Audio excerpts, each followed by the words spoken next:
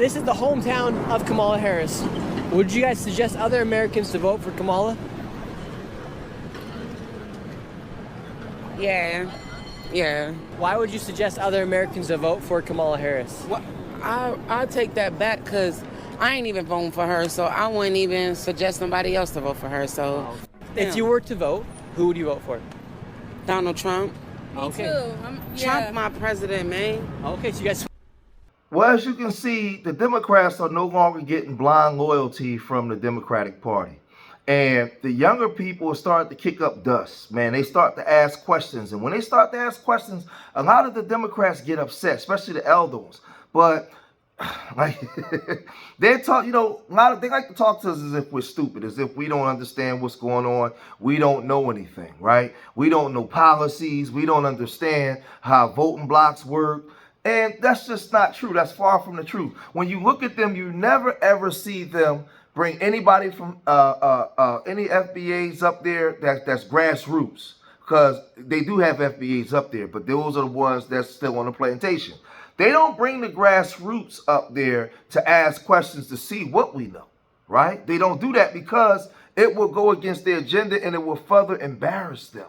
We already know that the jig is up. We know that you guys, some of our people were legit in pushing for reparations, but they found out, right? Listen to me, family. They found out that they could not get enough votes or get it pushed through the House. So what they did was they turned our plight into people of color, POC, and started to placate and cater to these immigrants, hoping that we would get sympathetic votes and get people on our side, where we can force these senators, right, to vote and push reparations on our plight. It backfired. It didn't work. There is no coalition. That's why they was telling you coalition. See, they don't want me to come sit down with them, because I've been studying this for a long time.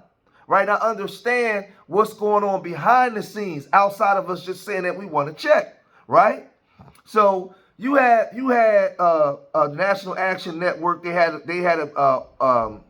event where a brother showed up and showed out, right? But then you had my brother Black Alpha. He showed up to Kamala Harris event and he showed up and showed out, right? But before we get to that, let's look at the way these immigrants and these Democrats even treat our elders that's starting to speak up.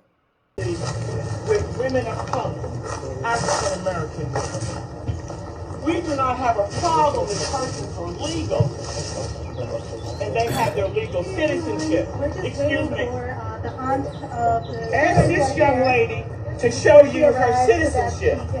She is on the county commission, and she has, well, this is public property, this is city. So what I was speaking is, excuse me, I started speaking, so let me finish. No, you go stand over there. Why don't you show us your citizenship? So let me. No, we're not going to have anything here. This is a separate press conference. Let me finish speaking, and then I'll leave. We are asking, this is not part of the press This is and I want us to a public, so federal public housing property. Anybody can be on this property. So let me finish. So the African American community. And I don't like she keeps using African American, but I get it. We are being devastated by the illegal people that are in this community. I'm not speaking about the legal. I'm speaking about the illegal folks that have not shown that they are U.S. citizens. And that young lady who sits on the city council, she brags about that she came in here from Canada. I don't have a problem with that. My ancestors came into this country years ago and was put in slavery. We understand that when people are in crisis. But what we want to talk about... Oh, they start singing over the sister. When you allow so many illegal people to come here and not be U.S. citizens and get housing, get food stamps, you are devastating the African American community. And the immigration problem in this city and counting has devastated the African American community. So you have African Americans now showing up to events and they kicking up dust. And they saying, yo, listen, man, our ancestors fought, bled, and died here. We fought this, we did that, right? But you've been sold out by your Democrats because they're not telling you the truth. They're not telling you why they're pushing POC. And like, there's a lot of things, there's a lot of moving parts to this thing. And they're not being transparent with the people, right? For fear of losing their voting block, right? And this is what's going on. So you have Kamala, when she was running for president, she'll get on there and she'll talk like this. What actions, what specific actions do you plan to take to administer reparations for this unpaid labor? Right. So I'm actually supporting a bill. There's a congresswoman by the name of Sheila Jackson Lee that has written this bill out of the House, which I am supporting, to study exactly what should be the response to your question. But to your point, and to just support your point, look, we had centuries of slavery in this country. We had decades of Jim Crow. We had legalized discrimination and segregation. And then we had de facto discrimination and segregation. And to believe or suggest that those years of treatment and abuse and violence and crimes did not have an impact is to overlook the facts of history. And for that reason, I support the legislation and what we need to do to think about specifically what it means in terms of the next steps. But I thank you for that question. Senator, yes or no, do you support financial reparations? I support that we study that. We should study it and see. But look, really be clear about that. So I'm not going to sit here and say I'm going to do something that's only going to benefit black people.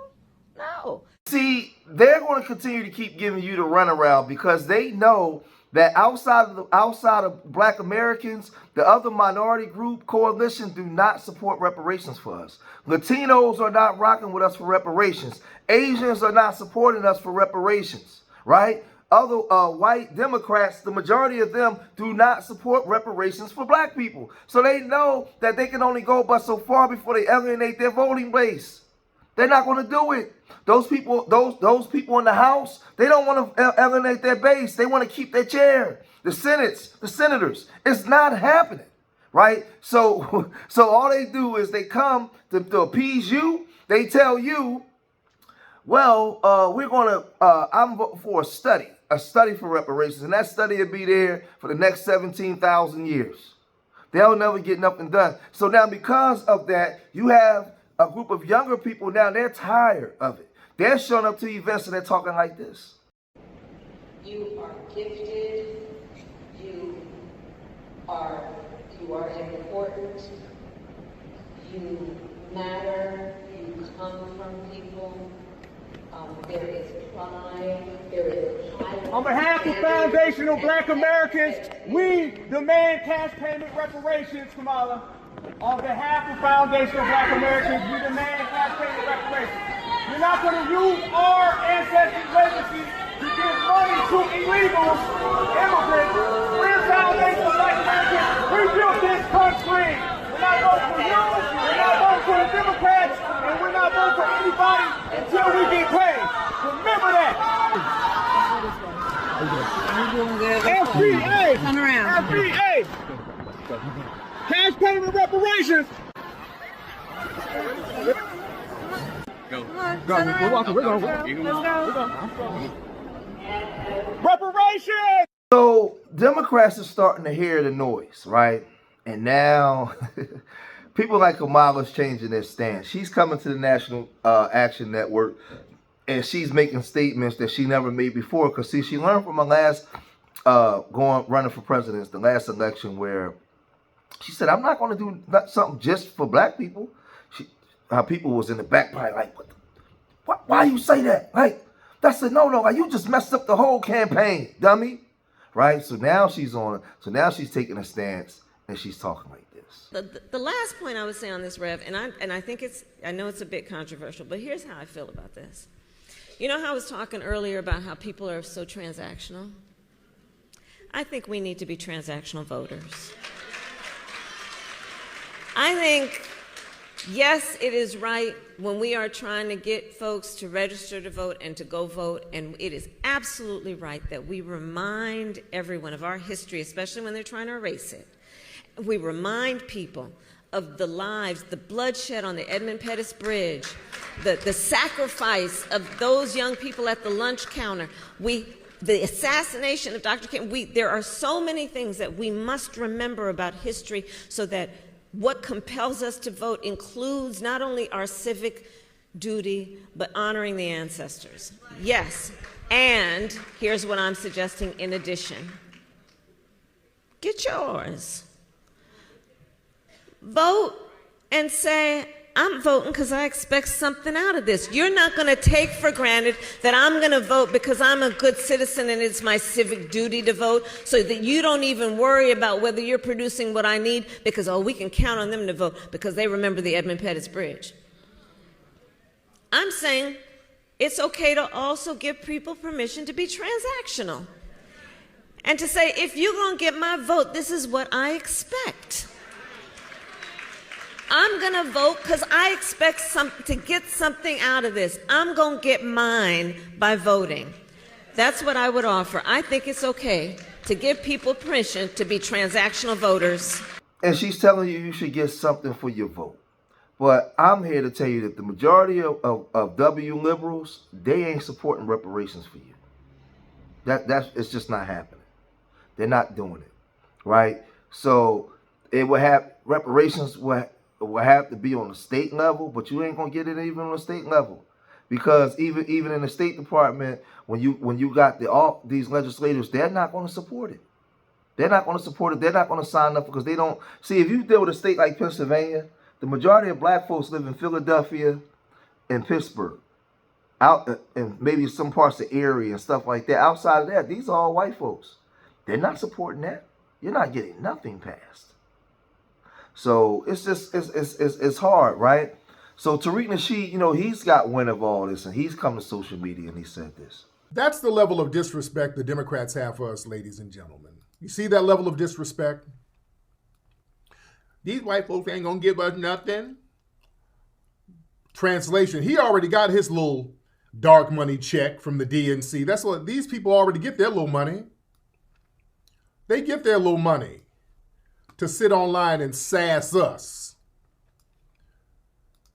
Now listen, why are the Democrats sending their sassy surrogates out here at us? See, the thing is, they got to use shame when they don't have no tangibles. See, the Democrats, they can't point to a clear, targeted payoff for the group that's asking for something specific. So the fallback is moral pressure. So instead of them saying, hey, all right, here's a concrete policy that we've done. Here's a timeline. Here's the enforcement of something that we did specifically for you. They can't do that because they haven't done it. So they're going to have to send their sassy punks out here to say how we're irresponsible, we're ungrateful, we're immature, we're dumb, we're dangerous for withholding our support. See, that's what parties do when they feel like they're entitled to our vote. And they know they haven't earned our enthusiasm. Yeah? They knew that key groups are drifting away from the Democrats. Even Democrats admitted that the party needs an agenda instead of basically opposing Trump. Trump bad, that's not enough. Because with the foundation of Black American grassroots, Trump has not done anything that the Democrats have done to us. Trump has not done anything to us that the Democrats have not already done. That's a reality, so you're not scaring us with that. See, they want to restore the hierarchy where the foundational Black American grassroots are spoken to and not negotiated with. See, a lot of these sassy surrogates, they act like the grassroots are out of line for making demands in public.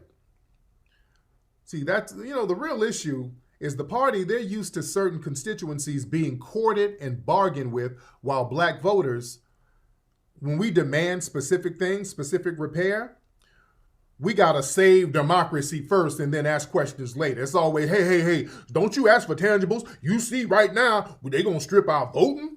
We hungry? It's going to be World War III? No more, we got bigger fish to fry. No, this fish is going to be fried right now. We're going to fry this fish. We're going to fry the reparations fish. They play that game with us every election cycle. Hey, tangibles? Man, we got a pandemic going on. Come on now, we ain't got time for that now. There's a war going on. They ain't got time for that. No. We're not doing that this time. That whole we got to save democracy first. No. No. You're going to save our check and send it out to us.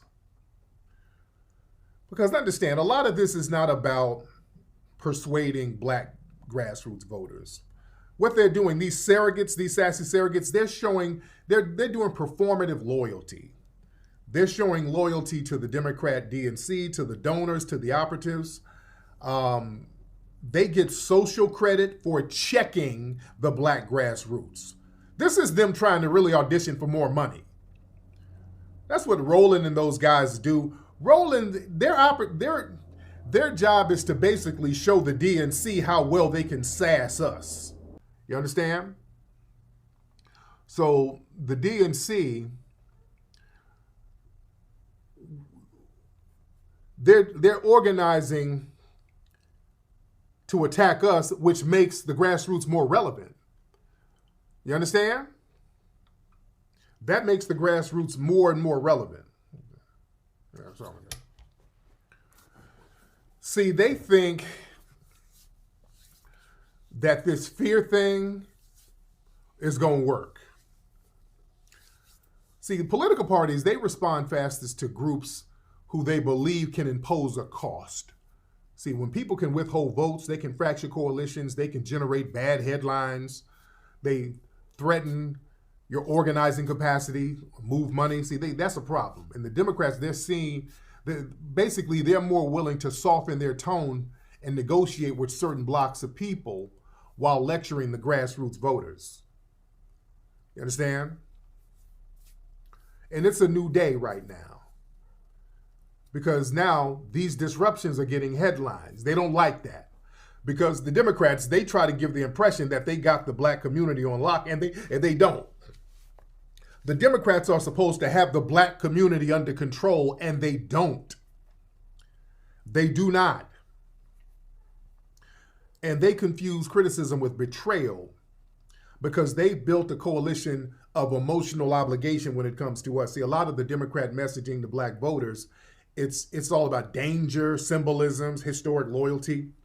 Oh, your people fought in Selma to vote. You see, that's manipulative. Because the minute the black grassroots start saying, hey, wait a minute, hey, that's not enough, where are the tangibles? Oh, they're like, hey, wait a minute. Oh, no, the sacred covenant has been broken. But listen, black voters are not employees. We're not property. If support has to be maintained through guilt, if they have to guilt you and fear monger and scold you, that's already an admission that their case is weak. You understand? The fact that they have to use these tactics, they have a weak case and they know it. They got a very weak hand right now. So by the way that they're responding, Roland Martin, Al Sharpton, Kamala Harris, and so many of them are responding to us, letting us know that we're making noise. Now we got to get on a political stage, man. And I often say, and it's unpopular, but in this country, morally, we should get reparations. But the way the political structure is set up, right? They got checks for these immigrants because they're trying to build that coalition. That money should be going to us. That money should be going to us in cash payments. It should be going to us in education, healthcare, so many loans for our homes, helping to pay off maybe back taxes. There's a whole lot of things that money should be allocated to help our people, right? And it's not. It's not. Because that's where the Democrats have sold you out in regards to the reparations part, right? They're not going to be able to get it passed through the House because this minority coalition stuff has been a colossal failure. It don't work. It don't work. And we always got to be the moral authority for everybody. We always got to be the one to step in for everybody. But who steps in for us? Nobody. So now what happens is the Democrats know that we're right in the argument that we're making, but the path that they chose have failed, and they don't want to show that they failed. That's all it is, man. That's all it is. I see right through the game. I see right through the game. And that's why I always say the first aspect of reparations is in our minds. It's it's the way we view ourselves and what we stop responding to. And we teach people how to treat us by the way we treat each other and ourselves. We got to rebuild ourselves. We ain't got no help. We ain't got no help. So y'all gotta let me know what y'all think, man. If you made it this far in the video, hit that like button, subscribe to Street Media TV, leave your comments in the comment section. Let me know what you guys think. And remember, I love y'all. Till the next time. Peace.